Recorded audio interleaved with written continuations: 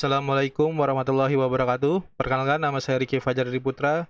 Saya salah satu mahasiswa dari Universitas Teknokraт Indonesia dengan NPM 21312120,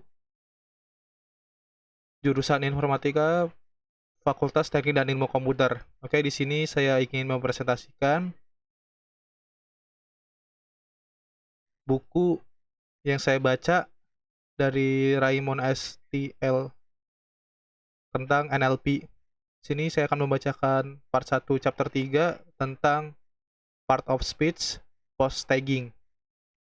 Yang pertama di sini ada subbab, what is part of speech atau post. Post adalah kategori kata yang dikelompokkan berdasarkan fungsi dan perilaku gramatikal dalam kalimat. Contohnya seperti verb, noun, adjektif, dan sebagainya. Post penting karena berperan dalam memahami struktur kalimat dan makna semantik. Di sini saya akan membacakan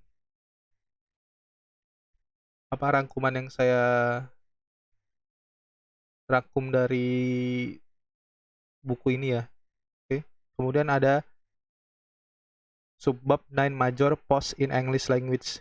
Nah, terdapat 9 post utama dalam bahasa Inggris. Yang pertama itu ada adjective, verb, pronoun, conjunction, preposition, artikel atau determinant, adverb, noun, dan juga interjection. Kemudian kita lanjut ke bab post tagging. Kemudian ada subnya, ada what is post tagging in linguistic.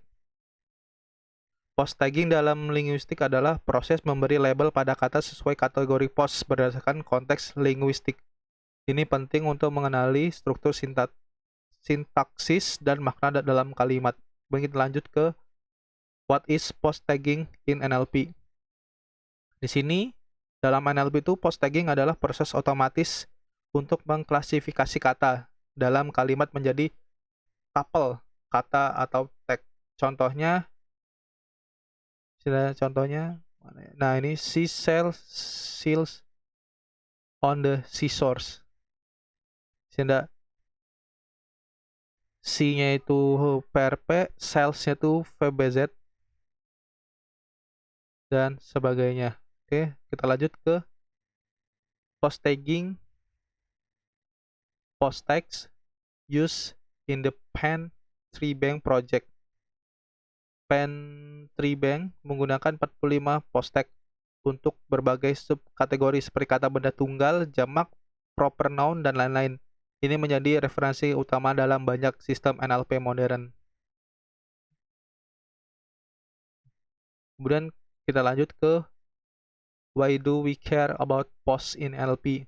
Nah, di sini post itu penting dalam NLP karena membantu menyusun struktur kalimat, membedakan kata ambigu, misalnya record sebagai noun atau verb, dan juga mengidentifikasi informasi semantik dan fonetik kata.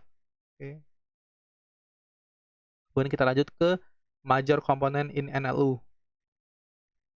Post sangat penting dalam natural language understanding. Post berhubungan erat dengan semantik, morfologi, dan juga sintaksis. Kemudian kita lanjut ke computational linguistic and post.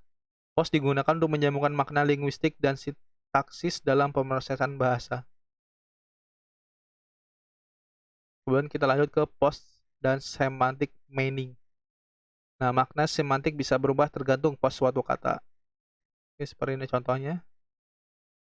Kemudian lanjut ke morphological and syntactic definition of post.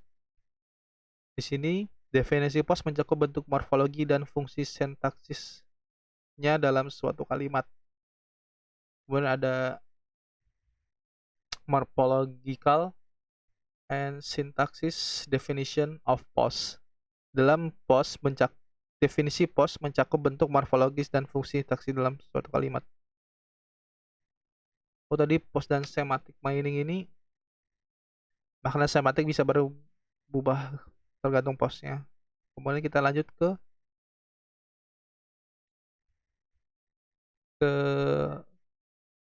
9 key post in English. Oke. Lanjut ke pertama, English word class. Kata dalam bahasa Inggris diklasifikasikan dalam kelas kata berdasarkan fungsi gramatikalnya. Kemudian, what is preposition? Preposisi menunjukkan hubungan spasial, temporal, atau logis antar kata. Contoh in, on, dan under. Kemudian lanjut ke apa itu conjunction. Pronomina menggantikan kata benda. Contohnya he, she, dan juga they. Kemudian lanjut ke what is a pronoun. Conjunction ini hubungan kata, frasa, atau klausa. Contohnya and, but, or. Kemudian ke pronoun ini, pronomina menggantikan kata benda. Contohnya he, she, they. Kemudian ada verb. Verb itu kata kerja, menandakan tindakan, kejadian, atau keadaan. Contohnya run, eat, dan juga is. Oke, lanjut ke different types of post tagset. Apa itu tagset? Tagset adalah kumpulan label post yang digunakan dalam sistem anotasi. Contohnya tagset dari Pen Tribank. Kemudian juga ada ambiguity in post tag. Satu kata bisa memiliki lebih dari satu makna atau tag tergantung konteksnya. Contohnya can bisa menjadi modal verb atau noun. Kemudian lanjut ke post tagging using knowledge. Sistem post tagging bisa menggunakan pengetahuan linguistik atau konteks untuk menyusun kata yang tepat atau tag yang tepat. Lanjut ke ports of for post tagging. Sistem post tagging bisa menggunakan pengetahuan linguistik atau konteks untuk habis itu role based approach post tagging menggunakan aturan linguistik yang ditentukan sebelumnya. Contoh aturan jika kata diakhiri dengan ing, kemungkinan besar itu verb. Lanjut ke example of role based post tagging. Di sini ada contoh sederhana diberikan dengan penjelasan bagaimana aturan digunakan untuk menentukan tag berdasarkan bentuk kata atau konteks. Contohnya.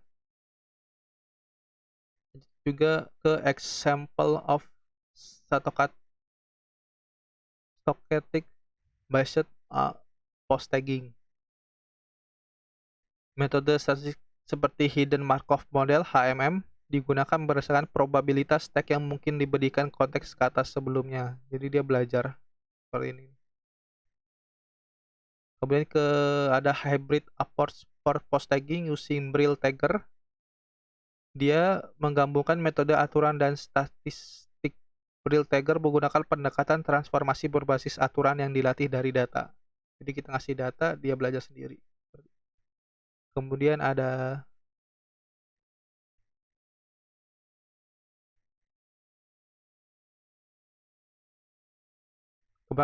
Tagger Evolution. Yang pertama itu ada How good is post tagging algorithm. Nah, evolusi Tagger dilakukan menggunakan akurasi, precision, dan recall.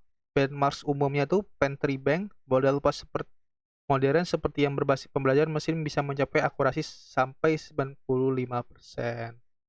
Mungkin itu saja yang bisa saya sampaikan di video kali ini. Kalau ada salah kata saya mohon maaf. Saya akhiri. Wassalamualaikum warahmatullahi wabarakatuh. Sampai jumpa di video selanjutnya.